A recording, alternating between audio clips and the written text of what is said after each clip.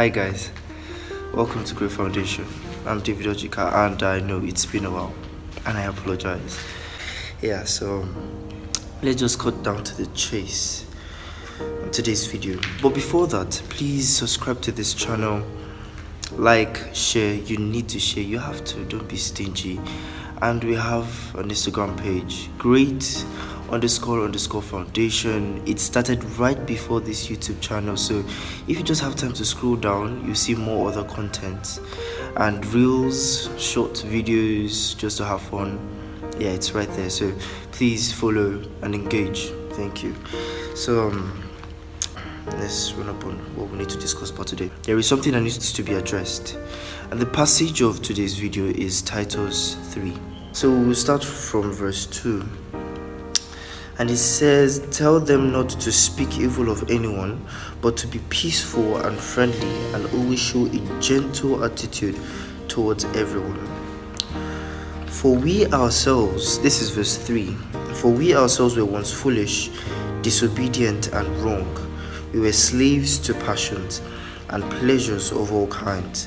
We spent our lives in malice and envy. Others hated us as we hated them."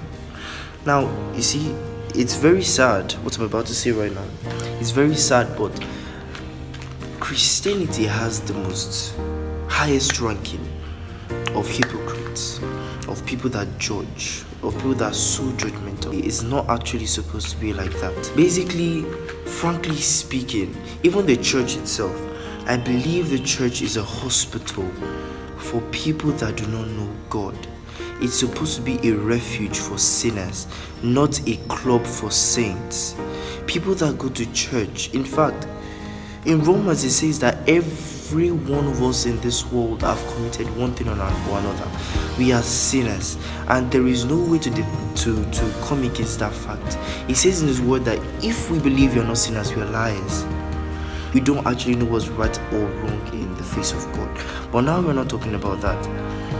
We're not talking about that. Like I said earlier, it's really sad that it's Christians that are more judgmental than any other form of religion. We end up castigating people. We don't end up castigating the sins. That's the mistake we make. We as Christians, we're supposed to castigate the sins and approach these people that, because funny enough, however way you want to see it, if we believers of Christ trying to help people, trying to bless people, or due to the title we have, trying to love people, care for them and show them the path, the light, we are supposed to approach this situation as seen as being in bondage to those sins. So practically speaking, as I would say it, sinners are actually victims in this case. Sinners are actually victims. The reason why people do some of these things they do, a lot of us, we actually just look upon, oh, this guy is doing this, this guy is doing that. Okay, for instance, let's bring up this scenario. I've not seen in the Bible that smoking is a sin, but if you try to connect the dots and know that it actually is. So let's talk about smoking. For instance, you see someone or you have a friend, the person smokes, and the next thing you're saying is, oh, this person is a smoker. You're not saying this person is smoking. And then from there, we start castigating the person who that like, I can't stand that type of person. You avoid the person. You even go as far as not even talking to the person about Christ. But then, how about trying to analyze why that person started smoking? I know a number of people that engage in this act, and if you go through their backstory, you just be like, man, because these people smoke. Maybe they are going through depression, one thing or the other is happening in their families, they've gone through stuffs. Some people could just actually been in it, like they just saw people doing it and they're like, okay, I'm curious, let's try this out, and then they try it and then they can't come out of it. Some people, is actually not their fault. That's why I have a saying that a lot of people do a lot of bad things, but in all meaning, in all sense, into whatever it is they're doing, they actually have a good reason, however way you want to put it. Some people do so many crazy things. We know what is going on the internet. A lot of people do a lot of crazy things to make money. We don't know how these guys have been dealing with poverty before now. And the funny thing is, before now, they could have actually been fine. Not, how will I put it? There could have been other things they would have done to make money. But then, let's just explain it to be as this. They've been broke or poor or suffering for a long period of time, that now for them to get money is the only thing on their mind. They need to get it fast, so they would want to rush. Meaning, these procedures and sources at which they want to make that money would obviously be something that is not realistic. And when I say not realistic, the area of people doing crazy things that will just bring up magic money, like rituals and what have you.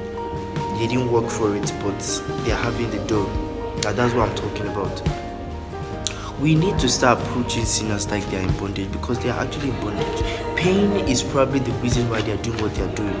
Depression is probably the reason why they're doing what they're doing.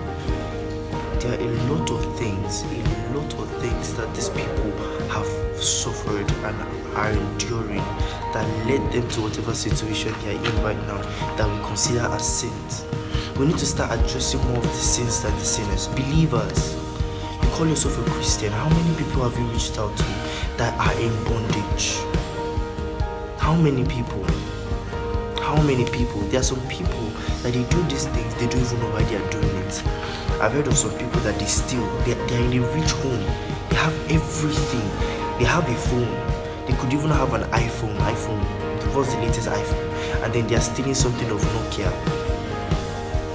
There are people that are like that. We don't know what is wrong with them. They are in bondage. They are not happy. And that is where we Christians come in. We are in a world filled with different religion, different aspects, different ideologies, and it is our role as children of God to break those ties and come to people that believe that the wrong way is actually the true path, and show them that the right path is with Christ. So the message of today, I just strictly want to say we shouldn't judge people.